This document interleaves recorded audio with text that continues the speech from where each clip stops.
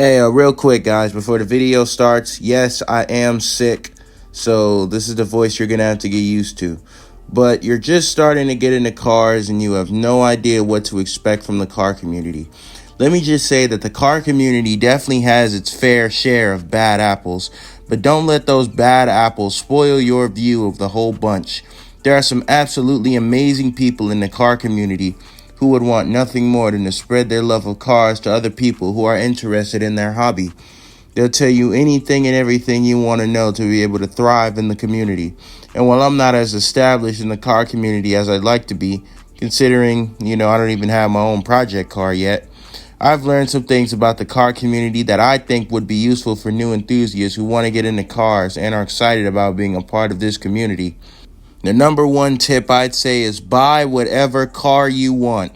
Whether it's a beat up, rusted pile of junk or the newest car on the market, you will be funding the car as well as the maintenance and the mods, not some random JDM fanboy who sits at his desk and is foaming at the mouth that you got a Honda Accord instead of a Mark IV Supra. Don't even get me started on the Mopar guys. Oh my God. You post a picture of your V6 Charger and the next thing you know, your comment section looks like this. The point is, you don't have to have the newest car out there to fit in with the community. Sure, there are groups that invite those type of people, but the car community has something for everybody, which is absolutely beautiful. The second tip I have is maintenance over mods.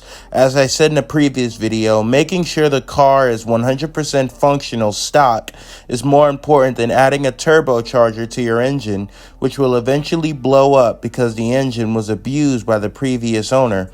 Oil changes, part replacements, detailing the interior, all of these things are absolutely essential to making sure the car is in tip-top shape before you start modifying it. Suspension, performance parts, newer parts, mods, tuning, those are all things that could fuck up your car beyond repair. Or they could repair it, but that would cost you thousands of dollars to do it properly, and that's with or without professional help. The third tip I have is for you to know your limits. You know better than anybody what kind of driver you are, as well as things you can and cannot do. If you have a JDM car, don't drift around every corner you see like it's Fast and Furious. If you have a 600 to 700 horsepower muscle car, don't go 180 plus on the highway if you aren't absolutely sure you won't crash, and don't do donuts in an intersection where there's tons of traffic. Now, I'm not saying not to have fun. You paid for these cars to do all this shit I'm talking about, and I encourage you to do it. Just do this shit safely where you won't put anyone else in danger, including yourself. But if you're doing this shit anyway, I'm sure you don't give a damn about your own well-being. Those same people who want you to do a pull or do a donut will be the same people laughing at you and recording you when you total your car. The fourth tip I have is to learn to work on your car yourself. I get it, working on a car is a lot of work and a big commitment, not to mention a whole lot of money. But think about it like this. You'll learn to fix things, whether it be cars or outside of cars. That could be a potential source of income. You get your own DIY automobile art project, and you'll save thousands and thousands of dollars of shop labor, and you'll grow a much deeper bond with the car since you've taken it apart, you put it back together, and I'm sure you struggle doing so. What I'm getting at is you build this car from the ground up, or relatively, using your own two hands, so you'll be much prouder of your hard work when you see your dream car sitting right in front of you and it's the exact way you wanted it. No more shelling out thousands of dollars to mechanics to do a half-ass job at fixing your car just for you to pay even more than you did before to fix it. You can mess up your own car for a lot less money and learn from your mistakes as you put your car back together like a big metal jigsaw puzzle. And the final tip I have for you is how to handle the police.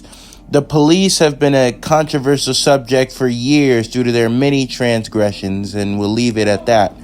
But if you are involved in the car community, you are bound to run into the police at some point.